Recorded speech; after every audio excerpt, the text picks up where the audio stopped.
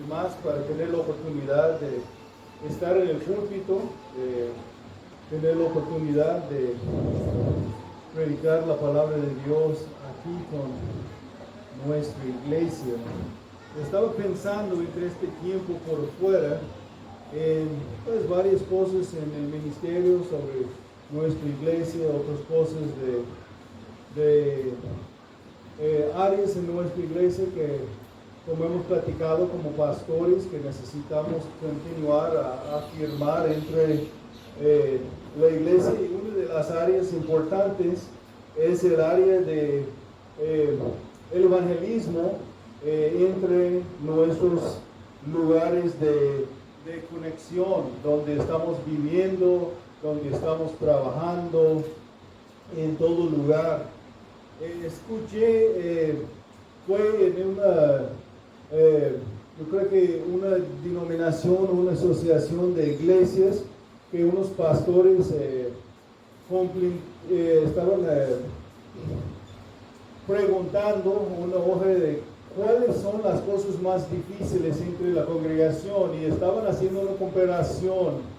Es más difícil motivar la iglesia a ofrendar o evangelizar. Es más difícil. Entonces la pregunta que estaban preguntando a los pastores de ver cuál era lo más dificultad entre la congregación, y comparando las cosas que necesitaron motivar la congregación entre ofrendar y evangelizar, entre venir a los estudios bíblicos y evangelizar, de estar involucrado en los ministerios de unos a otros y evangelizar. Y cualquier sea la comparación entre dos cosas, la mayoría de los pastores estaban notando que la dificultad más que tienen es involucrándose y motivándose la iglesia en su ministerio a evangelizar donde están, de utilizar sus vidas como portavoces del evangelio para que otros puedan conocer a Cristo. Entonces, meditando en eso y pensando también para apoyarnos a prepararnos por el ministerio de evangelismo, vamos a tener oportunidades, un ministerio para niños en diciembre. Tenemos un grupo de jóvenes que vienen y van a apoyar con un ministerio a niños, y es siempre una oportunidad de evangelizar no solamente los niños, pero los papás que están conectados con estas familias. También en febrero tenemos los dentistas que van a estar aquí, vamos a tener una clínica dental, y el propósito es el evangelismo, de proveer oportunidades para nuestra congregación conectarse con otras personas para evangelizar. Entonces quiero enfocar en el evangelio para apoyarnos a nosotros evangelizar, y para apoyarnos a nosotros considerar cómo el evangelio fue compartido con nosotros, reflexionar en el evangelio, el poder del evangelio en nuestras vidas. Y también por los que están aquí, que no han llegado a este punto de arrepentimiento, que no han llegado a este punto de poner su fe en Jesús, para tener la oportunidad de considerar también sus propias vidas.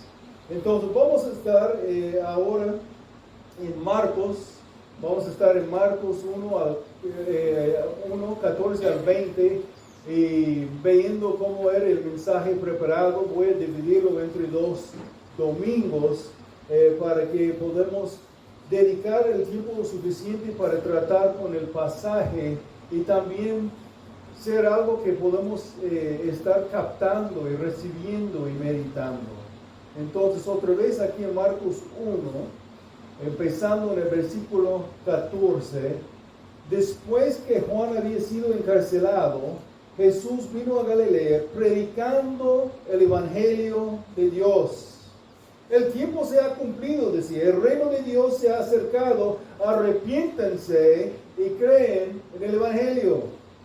Mientras caminaba junto al mar de Galilea, vio a Simón y a Andrés, hermano de Simón, echando una red en el mar porque eran pescadores. Y Jesús les dijo: vengan conmigo y yo haré que ustedes sean pescadores de hombres. Vamos a pausar ahí y dedicar este tiempo al Señor. Pido, Señor, que en nuestro tiempo del estudio de tu palabra, que me ayude en la predicación, de predicar las verdades del texto ante nosotros con pasión y compasión, para que nuestros hermanos puedan ser motivados en su ministerio, evangelizar, y también por los que no son hermanos en Cristo todavía, puedan recibir el mensaje y entregar a sus vidas por fe a ti, Señor, con el arrepentimiento y la fe verdadera. Pido, Señor, que el mensaje puede ser usado en nuestras vidas para que podamos seguir glorificándote y aún en nuevas maneras o en aumentando el ministerio que ya tenemos para evangelizar otros y usar lo que hemos recibido, la salvación, no solamente para considerar como nosotros fuimos salvados, pero también con compasión a pensar en los demás que todavía necesitan recibir tal mensaje. Damos gracias, Señor, y pedimos tu ayuda a ministrar la palabra a nosotros en esta mañana. En el nombre de Jesús. Amén. Pues aquí en nuestro pasaje tenemos el principio del ministerio de Jesucristo. Marcos nos ha presentado Jesús y mostró que Jesús fue probado. Ahora, entre las páginas que siguen, Marcos nos muestra la autoridad de Jesucristo sobre todo. Entonces vamos a intentar captar la enseñanza sobre el mensaje y la misión de Jesucristo. Vamos a ver ambos lo que Él predicó, lo que predicó Jesús y cómo respondieron algunos a su mensaje.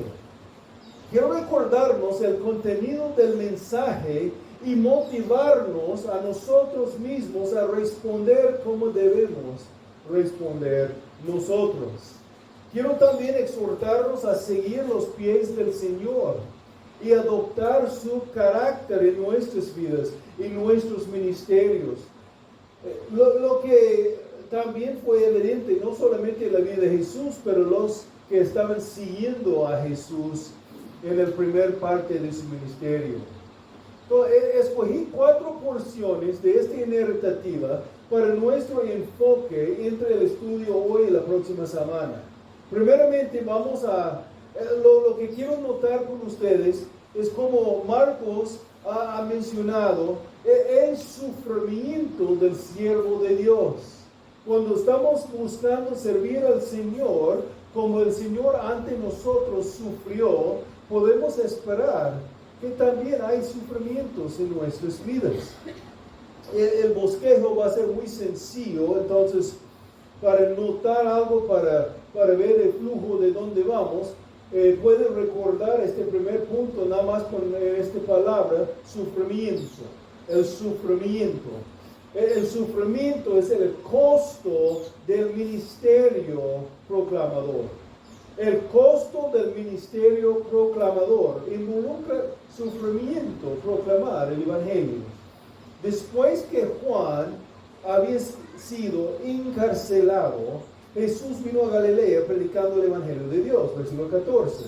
Después que Juan había sido encarcelado, Juan estaba ahí en la cárcel, no por hacer algo en contra de la ley, pero él estaba ahí encarcelado por predicar la palabra, por anunciar la palabra.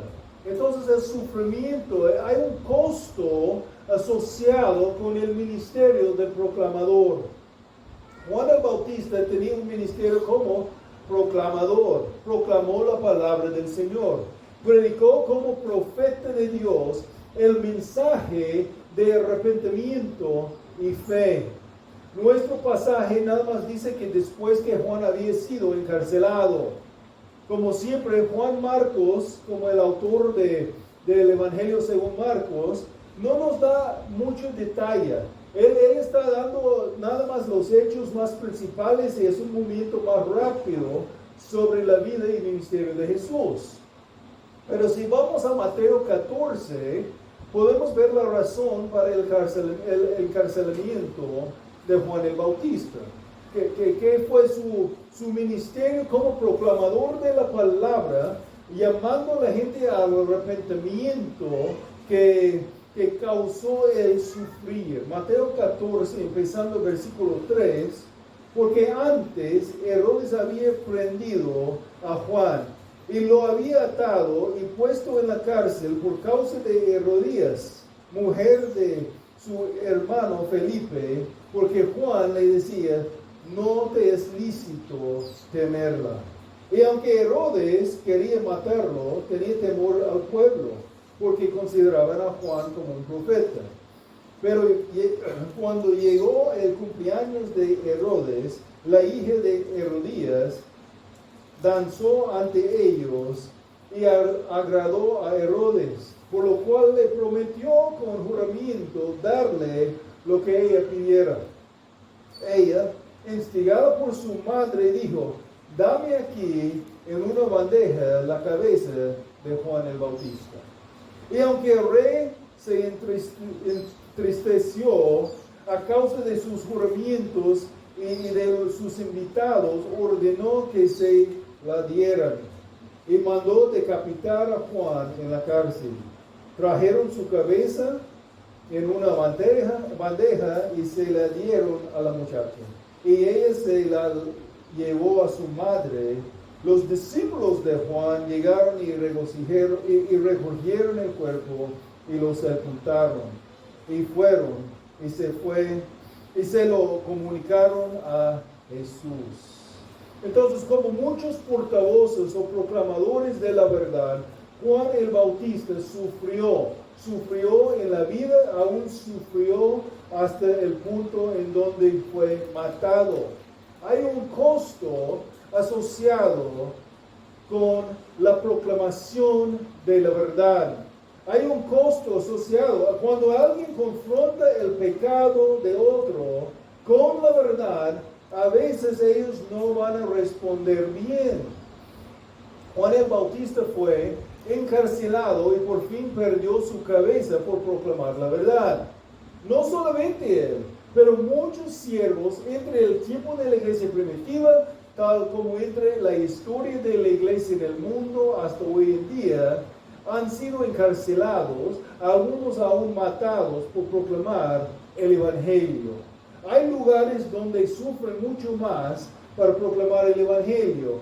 Aquí tenemos mucha libertad en proclamar el Evangelio, y aún algunos a veces batallan por ser inconveniente a proclamar el Evangelio, no por el sufrimiento causado.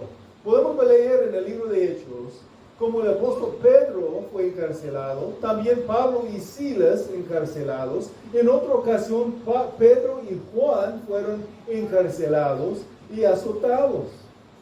Pablo describe sus sufrimientos tremendos por causa de la predicación, y eventualmente también perdió su cabeza por el Evangelio.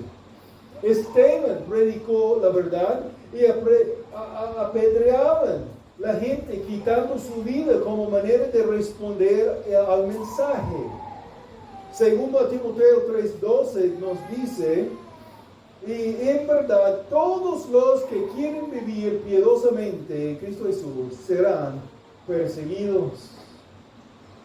Jesús mismo fue presentado por el profeta Isaías, profetizando sobre él en el futuro como el siervo del Señor que sufre.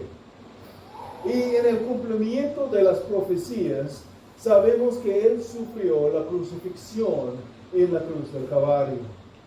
Marcos nos presenta en su Evangelio, del Evangelio según Marcos, este libro que estamos entrando en este pasaje, el Mesías anticipado, no como uno que vio en el principio, que vino en el principio para reinar sobre un reino terrenal, sino como un rey que sufre primeramente antes que tomar su posición en el trono. Satanás tentó a Jesús subir al poder sin sufrir primeramente. Pero como vimos como podemos ver en el pasaje anterior, Jesús resistió la tentación y pasó la prueba. Hay una prueba, a veces algunos quieren subir a tener cierta capacidad, pero no quieren pagar el costo de madurar, que a veces este madurez en el proceso como siervo de Dios involucra sufrimiento. Dios usa el sufrimiento. Él usa el sufrimiento para madurarnos y prepararnos por los ministerios por adelante. Y también usa el sufrimiento para apoyarnos a depender más en Él.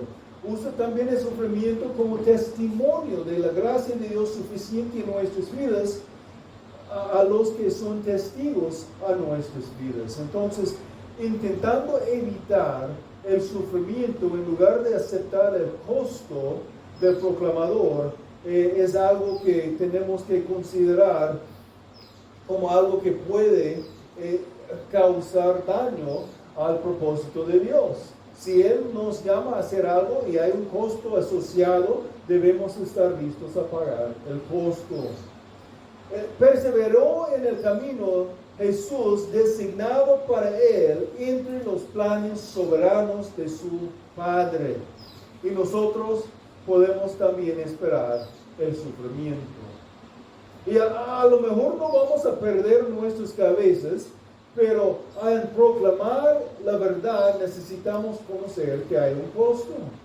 No todos van a recibirnos y recibir el mensaje. Hay sufrimiento, hay un costo asociado con el ministerio proclamador.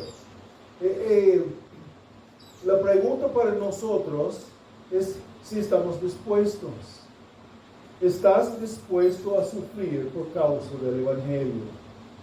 Por alguno aún, la pregunta puede ser, ¿estás dispuesto de enfrentar ciertas inconveniencias en su vida para ser usado, para mostrar la gracia de Dios en tu vida a otros que necesiten ver Cristo trabajando en su vida? ¿Estás dispuesto a sufrir o aún ser puesto a ciertos inconvenientes para compartir el Evangelio? Como notamos, el sufrimiento del encarcelamiento o de perder la vida aquí no es algo tan común como en algunos países aún día de hoy en nuestro mundo y entre la historia de la iglesia. Entonces, el sufrimiento aún de menor grado que el Señor a lo mejor va a pedir de algunos de nosotros, debemos estar dispuestos a sufrir. Y debemos considerar que hay un costo del ministerio proclamador. Ahora vamos a ver, y la mayor parte de lo que vamos a ver ahora en este mensaje está enfocado en la salvación. Hemos visto el sufrimiento, el costo del ministerio proclamador. Ahora vamos a ver la salvación, el contenido del mensaje predicado. La salvación, el contenido del mensaje predicado. Después que Juan había sido encarcelado, Jesús vino a Galilea predicando el Evangelio de Dios. El tiempo se ha cumplido, decía, y el reino de Dios se ha acercado. Arrepiéntense y creen en el Evangelio. Otra vez, versículo 15, el tiempo se ha cumplido, decía, el reino de Dios se ha acercado. Arrepiéntense y creen en el Evangelio. El tiempo se ha cumplido, el reino de Dios se ha acercado. Podemos ver desde las profecías en el Antiguo Testamento. Isaías 40, empezando versículo 9 y 10, dice: súbete en un alto monte, oh Sión, portadora de buenas nuevas. Esto es buenas noticias, el Evangelio. Levanta con fuerza tu voz, oh Jerusalén, portadora de buenas nuevas. Levántala, no temas. Dile a las ciudades de Judá: aquí está su Dios. Miren, el Señor Dios vendrá con poder y su brazo gobernará por él. Con él está su galardón y su recompensa delante de él. Isaías proclamó: miren, el Señor Dios vendrá con poder, después que habla de las buenas nuevas, el Evangelio, el reino de Dios en el mundo de oscuridad que necesita el mensaje de Cristo. Ellos, los a nuestro alrededor, andan en oscuridad. Ellos necesitan la luz del Evangelio. Ahora Jesús fue diciendo que el mensaje de Isaías, que fue profetizado por Isaías, estaba siendo cumplido. El tiempo se ha cumplido, el reino de Dios se ha acercado. Jesús estaba aquí en la tierra haciendo las preparaciones para su reino. Ahora es el tiempo para predicar el mensaje de la salvación, las buenas nuevas del Evangelio, del reino de Dios. Hablando del reino, debemos notar que Jesús fue inaugurando como rey en su bautismo. Él fue inaugurado como rey en su bautismo. Entonces aquí adelante en el Evangelio según Marcos, vamos a ver la autoridad de Jesús como rey sobre su reino.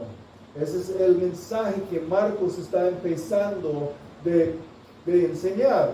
Pero como dice Isaías 61, versículo 1, el Espíritu del Señor Dios está sobre mí, porque me ha ungido el Señor para traer buenas nuevas a los afligidos. Me ha enviado para vendar a los quebrantados del corazón, para proclamar libertad a los cautivos y liberación a los prisioneros. Entonces vamos a ver ahora el contenido del mensaje predicado por Jesús.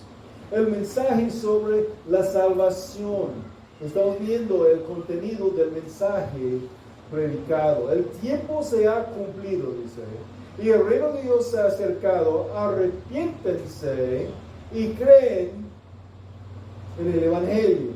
Aquí tenemos el mensaje de Jesús. El mensaje predicado por los apóstoles después que Jesús. Y el mensaje que necesitamos nosotros proclamar también. Arrepiéntense y creen en el Evangelio.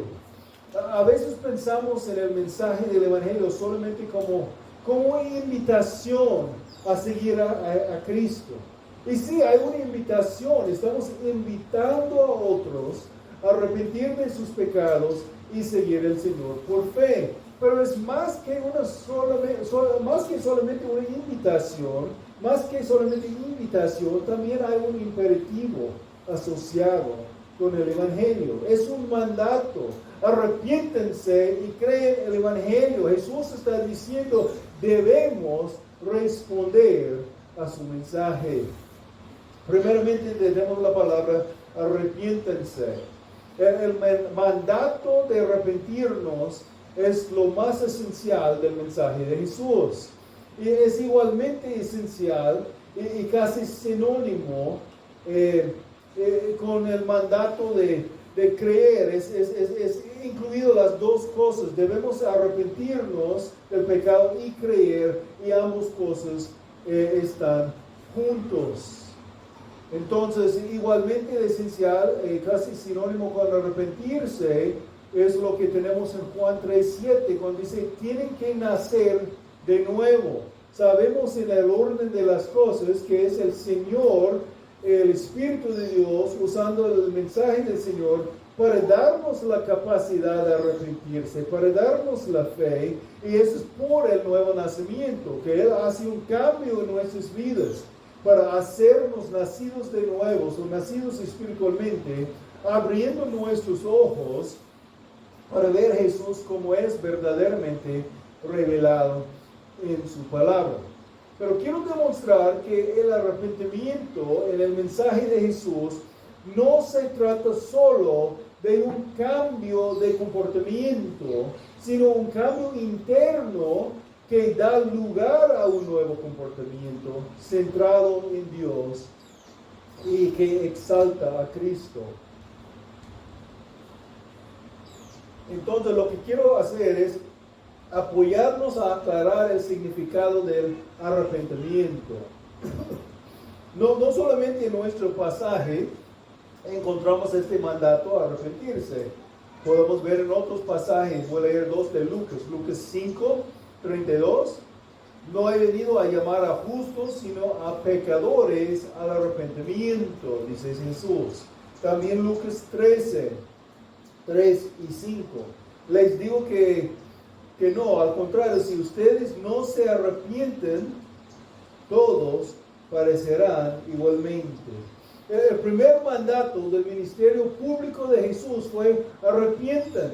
Tienen que arrepentirse del pecado en su vida, dar la vuelta a Jesús y afuera de este hábito, este estilo de vida pecaminosa. Él dio este mandato indiscriminadamente a todos, a los que escucharon el mensaje. Es un llamado a un cambio interior radical hacia Dios y el hombre. Un cambio que empieza por dentro de nosotros, que tiene como resultado un cambio de comportamiento. Dos cosas nos muestran que el arrepentimiento es un cambio interno de la mente, del corazón, de nuestro interior, más que un simple dolor o tristeza por el pecado, o simple perfeccionamiento del comportamiento. Empieza con algo que es una transformación por dentro del hombre. Pues antes que nada podemos ver aún la palabra, el significado de la palabra griega, metanoneo, que es en español arrepienten, y apunta a nosotros en esta dirección. La palabra tiene dos partes, meta y noeo que te refiere a la mente. A veces hablan del efecto de la caída del hombre, el efecto noético. Está hablando del pensamiento, un cambio de pensar. Entonces afecta nuestros pensamientos, lo que está asociado con la mente, nuestras percepciones, nuestras disposiciones, nuestros propósitos aún. Y la primera parte, meta, que es un prefijo generalmente significando un movimiento o un cambio. Entonces un cambio de pensar, cambio de nuestra perspectiva, cambio de nuestra percepción interiormente dentro de nosotros. Así, el significado básico entonces del arrepentimiento es experimentar un cambio de sus percepciones, sus disposiciones y sus propósitos de la mente. Otro factor que apunta a este significado de arrepentimiento es la forma en que Lucas 3:8 describe la relación entre el arrepentimiento y el nuevo comportamiento. Dice así: hagan pues frutos dignos de arrepentimiento. Y luego da algunos ejemplos de frutos. Lucas 3:11. Y respondiendo les dijo: el que tiene 2 túnicas, al que no tiene, dé al que no tiene, y el que tiene que comer, haga lo mismo. Entonces está diciendo, hay un cambio de percepción, hay un cambio de perspectiva, cambio de manera de pensar que resulta en hechos, en cosas, evidencias. Hay un cambio por dentro que cambia nosotros en nuestro comportamiento por fuera. Pero no es un cambio de afuera nada más, no es intentando hacer cosas por el poder de nosotros, sino algo que es un resultado de la obra del Espíritu Santo en nosotros. Muy bien, entonces el primer mandato del ministerio público de Jesús fue llamando a la gente a arrepentirse de su pecado. Él dio este mandato a todos quienes le escucharan. ¿Cómo veía Jesús el pecado? ¿Cuál fue su perspectiva? Estaba llamándoles a arrepentir de su pecado. En la parábola del hijo pródigo, en la parábola del hijo pródigo, Jesús describe el pecado del hijo así: dice, y ahí desperdició sus bienes viviendo perdidamente y consumiendo sus bienes con prostitutas. Pero cuando el hijo pródigo se arrepiente, dice: Padre, he pecado contra el cielo y contra ti. No soy digno de ser llamado tu hijo. Es decir, que desperdicer tu vida viviéndola perdidamente, en este caso con prostitutas, no solo lastima a los humanos, sino también es una ofensa contra el cielo, es decir, contra Dios. Entonces, por naturaleza, el pecado no solamente afecta a otros horizontalmente, pero verticalmente es algo que ofende al Dios Santo.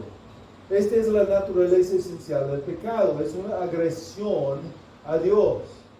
Podemos ver esto de nuevo en la forma en que Jesús enseñó a sus discípulos a orar.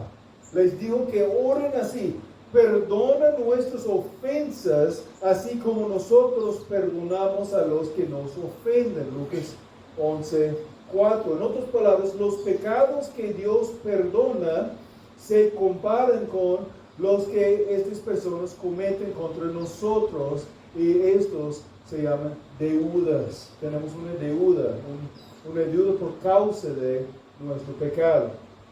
Así Jesús veía el pecado como algo que deshonra a Dios y nos pone en deuda para restaurar el honor divino que hemos difamado con nuestro comportamiento, con nuestras actitudes, desvalorando a Dios, menospreciando a Dios.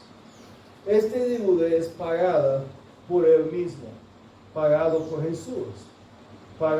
Él pagó la deuda para los pecadores que son elegidos por Él, por los que Él fue a la cruz del Calvario a pagar la deuda por los suyos, los que han de creer en Él como resultado. Podemos ver en el versículo clave de todo el Evangelio según Marcos 10:45, cuando dice: el Hijo del Hombre vino para dar su vida y rescate por muchos.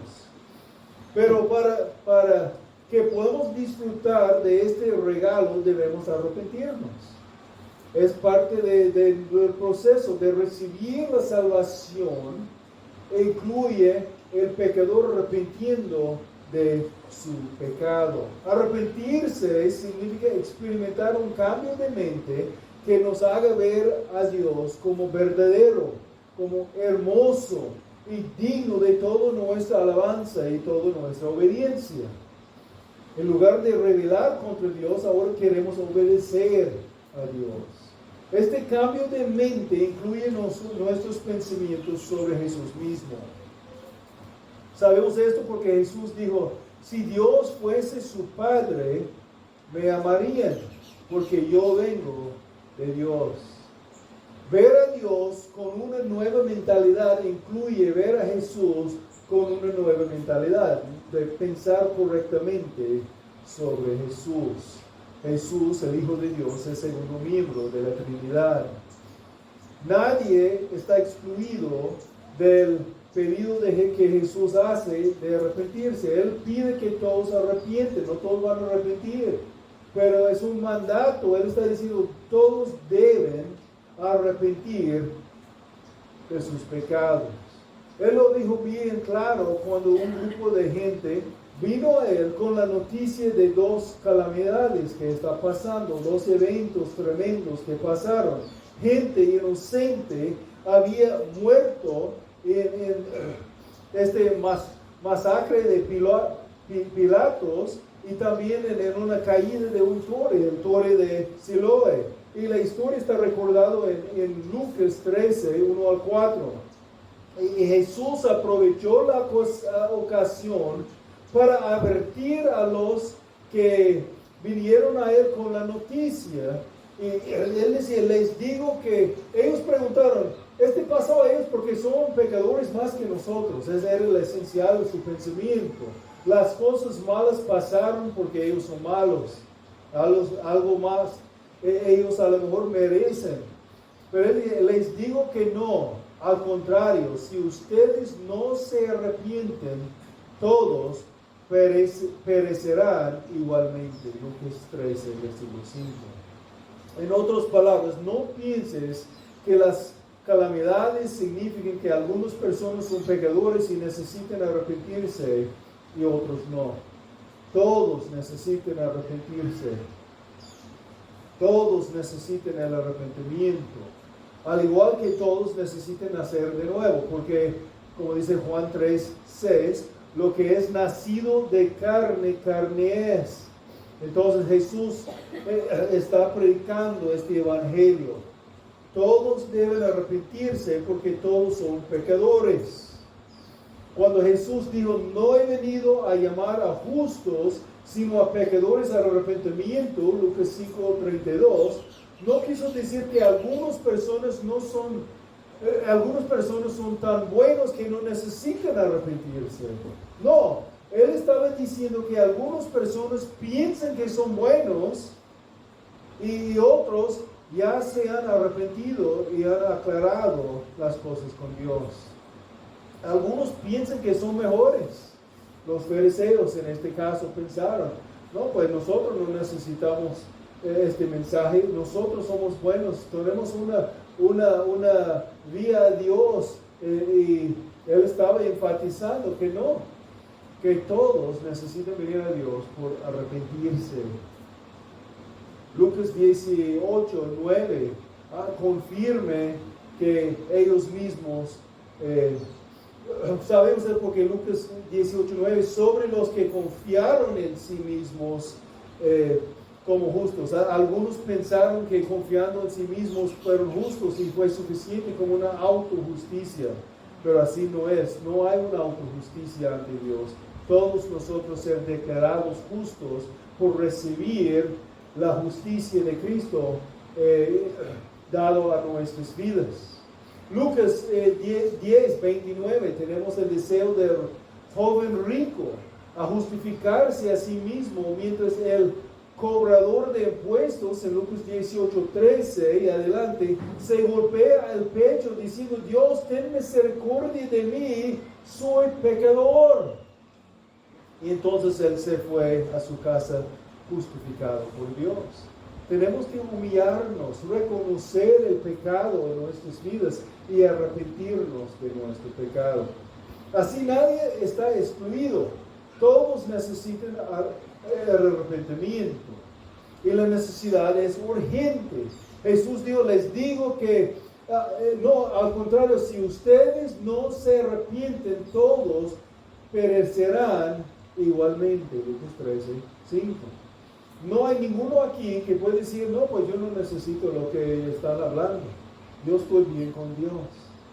Solamente con el arrepentimiento y fe podemos estar bien con Dios. Nadie puede estar ante Dios justificado por sus propios hechos o por su propio ser.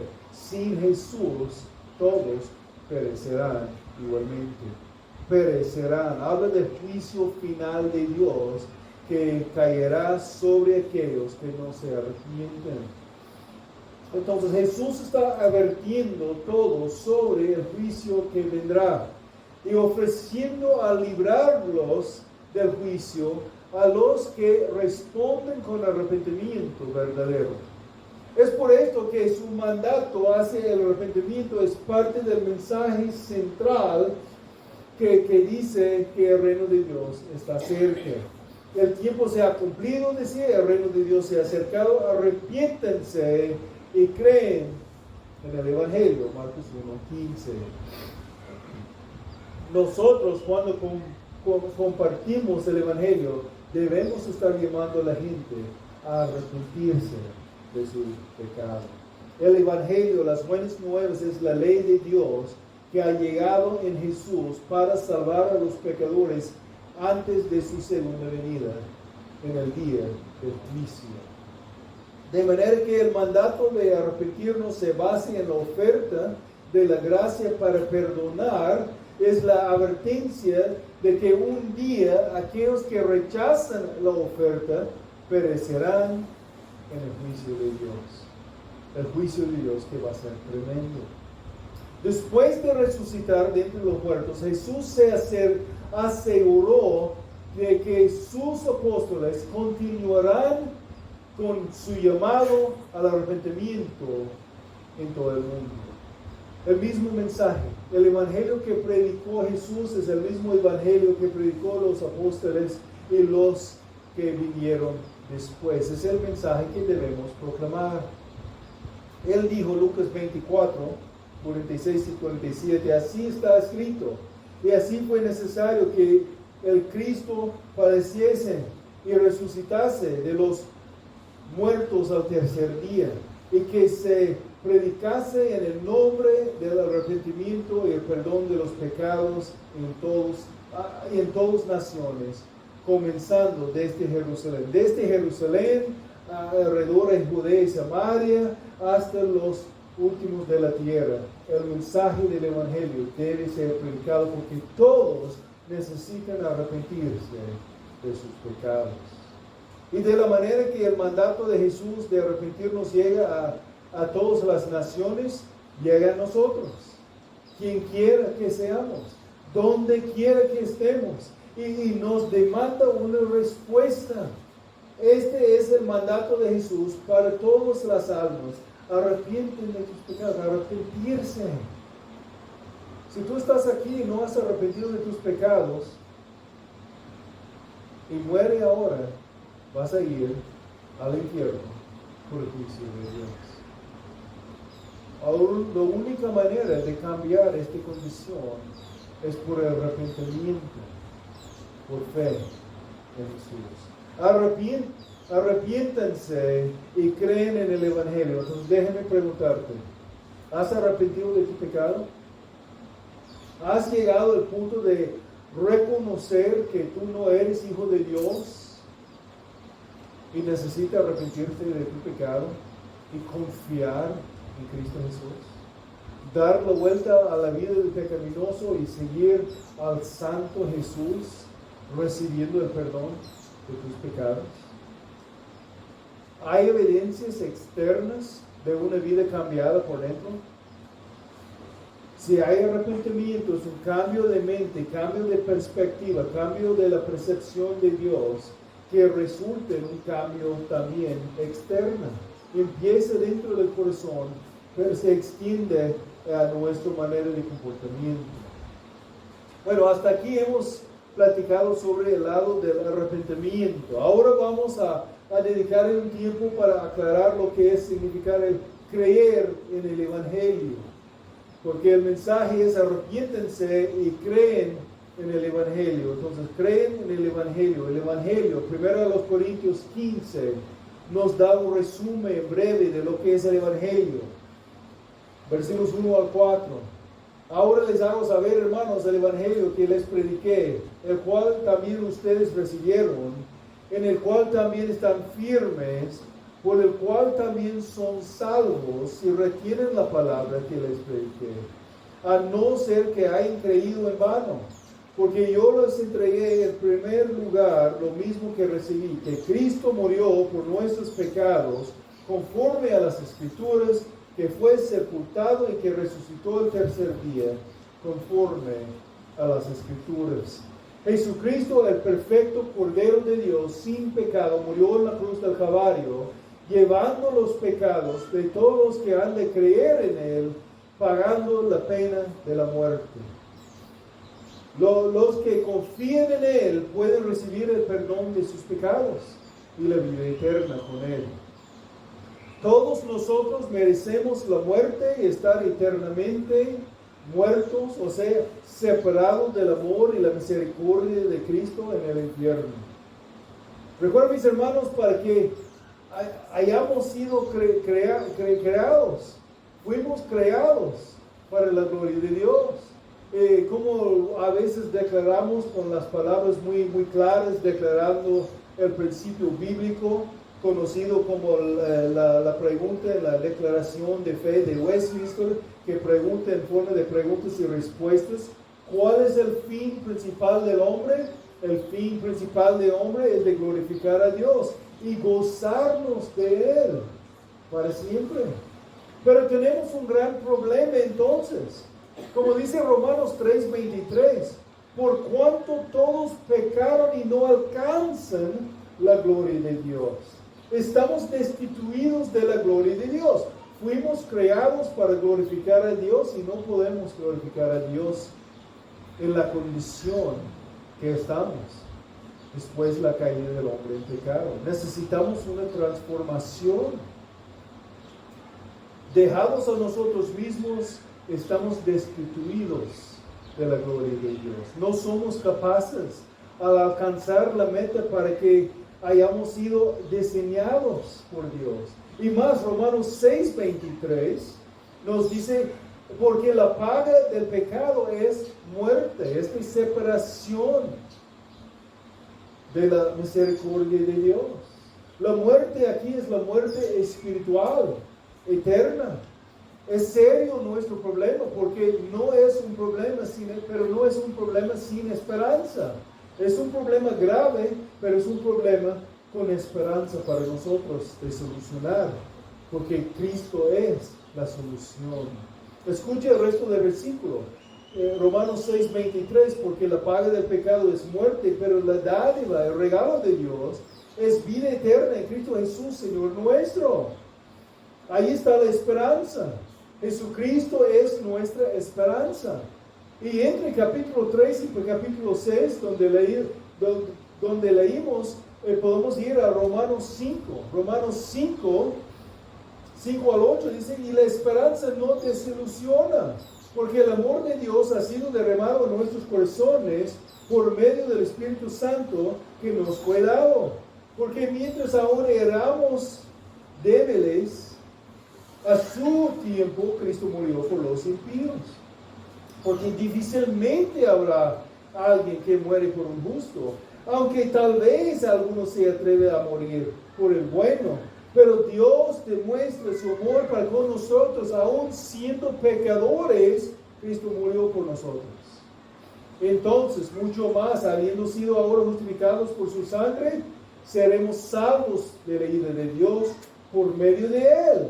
Porque si cuando éramos enemigos fuimos reconciliados con Dios por la muerte de su Hijo, mucho más, habiendo sido reconciliados, seremos salvos por su vida. Y no solo esto, sino que también nos gloriamos en Dios por medio de nuestro Señor Jesucristo, por quien ahora hemos recibido la reconciliación. La reconciliación por medio de Cristo entre nosotros y nuestro Creador, quien nos creó para su gloria, pero por el caído al pecado no podemos alcanzar el propósito para que fuimos sido diseñados, pero con Cristo podemos cumplir. Arrepiéntanse y creen en el Evangelio. Creen, tengan fe en el Evangelio. Creer, eso es creencia, eso es fe, eso es una confianza. Es de descansar en una realidad. Hebreos 11, versículo 1 dice, ahora bien, la fe es la certeza de lo que se espera, la convicción, o sea, la demostración de lo que no se ve. La fe en el sentido bíblico es una confianza segura en la promesa de Dios. No es el creer como creo que sí, no es espero, no es esperar como espero que sí, pero no lo sé. El creer o tener fe en el sentido bíblico es una certeza tan segura que va a afectar nuestra manera de vivir. Y todo el resto de Hebreos 11 nos muestra la fe en acción, la fuerte confianza de Abel, Enoc, Noé, Abraham, Sara y muchos más, demostrando por lo que hicieron en tiempos tremendos. Ellos ejercitaron su fe, mostraron su fe, vivieron con una conducta que mostró que había un cambio dentro de ellos. Hebreos 11, versículo 6 dice, sin fe es imposible agradar a Dios, porque es necesario que el que se acerca a Dios cree que Él existe y que recompensa a los que lo buscan. En Santiago 2:26, el pastor Jacobo declaraba que la fe sin las obras o la fe sin las acciones está muerta. Es una fe falsa, no sirve. Puede ser unas palabras, nada más. Creer o tener fe en el sentido bíblico es más que aceptar la verdad porque es verdad, sino es ser cambiado por ser convencido por la verdad. A ser convencido, uno vive una manera que refleja su convicción. Es muy fácil decir que yo creo esto, pero si no cambia nuestra manera de vivir, estamos mostrando que en realidad no creamos, que son palabras nada más. Por eso antes, en el mismo pasaje de Santiago 2, leemos en los versículos 18 al 20. Pero alguien dirá, tú tienes fe, yo tengo obras. Muéstrame tu fe sin las obras, y yo te mostraré mi fe por mis obras. No podemos mostrar fe sin obras. ¿Tú crees que Dios es uno? O sea, que hay un solo Dios. Haces bien. También los demonios creen eso y tiemblan. Pero ¿estás dispuesto a admitir, oh hombre vano, oh hombre necio, que la fe sin obras es estéril o es muerta? Una fe solamente intelectual que cree las verdades pero no produce cambio es estéril, no da vida. Es la fe que tienen los demonios. Entonces mi pregunta para ti es tu fe más que la fe que tienen los demonios? La diferencia está anotado bien aquí en nuestro pasaje, Marcos 1:15. Arrepiéntanse y creen en el Evangelio. No es suficiente solamente creer que el Evangelio es verdad. Es necesario poner tu fe, tu confianza en el Evangelio, en la obra de Jesucristo, allí en la cruz del Calvario. Creer en el Evangelio. ¿Has confiado en el Evangelio de nuestro Señor? ¿Estás confiando todavía en el Evangelio de nuestro Señor? ¿Estás confiando en el Evangelio ahora?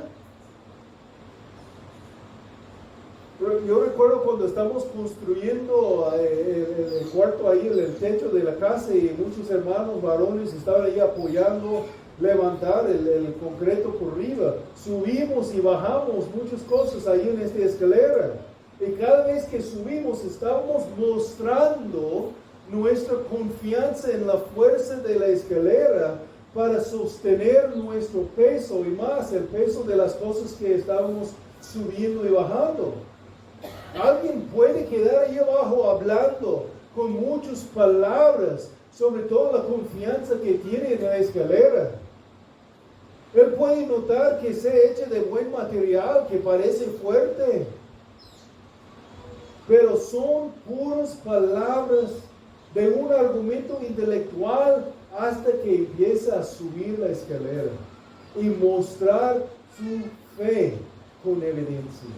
Hasta que ponga su fe en la escalera. Muéstrame tu fe por tus obras. Cree en el Evangelio. En verdad he visto algunos escaleras en que no me da mucha confianza. Hechos de madera, poco flojos. Había uno que mi yerno tenía en su casa que a lo mejor en el principio fue muy bien, pero con tiempo casi no puede aguantar el peso de nada. Y la falta de fe o falta de confianza es porque el objeto de la fe no es digno de nuestra confianza. Pero déjame decirte que el Evangelio de nuestro Señor Jesucristo no falta de ser digno de nuestra confianza. Es seguro porque el Señor es seguro. Hay certeza en la promesa de Dios. Siempre cumple su palabra. Él es todopoderoso, Él no puede fallar. Por eso Pablo declaró con toda confianza a los creyentes en la iglesia en Filipos, Filipenses 1:6, estoy convencido precisamente de esto, que el que comenzó en ustedes su buena obra, la perfeccionará hasta el día de Cristo Jesús. A los Efesios, declaró Efesios 1:12-14, fuimos los primeros en esperar en Cristo, confiar, tener fe, creer en Cristo. Seamos para la alabanza de su gloria. En Él también ustedes, después de escuchar el mensaje de la verdad, el evangelio de su salvación y habiendo creído, fueron sellados en él con el Espíritu Santo de la promesa, que nos es dado como garantía de nuestra herencia, con miras de la redención de la posesión adquirida de Dios para el avance de su gloria. Es una salvación segura, porque está basado en los hechos de Dios que no puede fallar. Las últimas palabras de la carta de Judas, palabras que dan gloria a Dios y esperanza a nosotros. Ahí en esta carta pequeñita, ahí casi al final de la Biblia, Judas 1, de 22 al 25, dice: tengan misericordia de algunos que duden, a otros sálvanlos, arrebatiéndolos del fuego, y a otros tengan misericordia con temor, aborreciendo a una ropa contaminada por la carne, y a aquel que es poderoso para guardarlos a ustedes sin caída, y para presentarlos sin mancha en presencia de su gloria con gran alegría, al único Dios nuestro Salvador. Por medio de Jesucristo nuestro Señor, sea gloria, majestad, dominio y autoridad antes de todo tiempo, y ahora y por todos los siglos. Amén. Si tú no has arrepentido de tu pecado, si tú no has confiado, creído en el Evangelio, quiero invitarte, pero más que invitarte, quiero implorarte, recordando que hay imperativos dados ahí. Debemos responder al Evangelio, arrepentir de nuestro pecado, confiar en Cristo Jesús. Y si tú eres creyente y has olvidado de lo que el Señor ha hecho para ti, considera este mensaje del Evangelio, que también sin el Evangelio vas a estar todavía en la condición sin Cristo y sin la capacidad de vivir por su gloria. Fue por el Evangelio que tú fuiste salvado. Entonces, esto debe motivarte de no guardar las buenas nuevas para ti misma nomás. Anunciar las buenas nuevas del Evangelio a otros que necesiten escuchar. Si eres creyente y no estás compartiendo el Evangelio, pausa ahora para considerar el Evangelio y empezar a hacer una promesa con Dios de empezar a compartir el mensaje. Hasta aquí en nuestro pasaje hemos considerado entonces el sufrimiento, el costo del ministerio proclamador. Hay un costo asociado en proclamar la verdad. También hemos considerado la salvación y el contenido del mensaje predicado. Arrepiéntanse y creen en el Evangelio. Todavía hay 2 puntos más y vamos a guardarlos para continuar en la próxima semana. Pero vamos a dejar el mensaje así, para considerar el ministerio del Evangelio en nuestras vidas. Por los que son creyentes, para aún comprometernos a anunciar las buenas nuevas con otros. Y por ustedes que no han creído, que no han arrepentido, estoy usando la palabra implorar, porque eso es el deseo de Jesús. Eso es el deseo de Dios, que responde con arrepentimiento.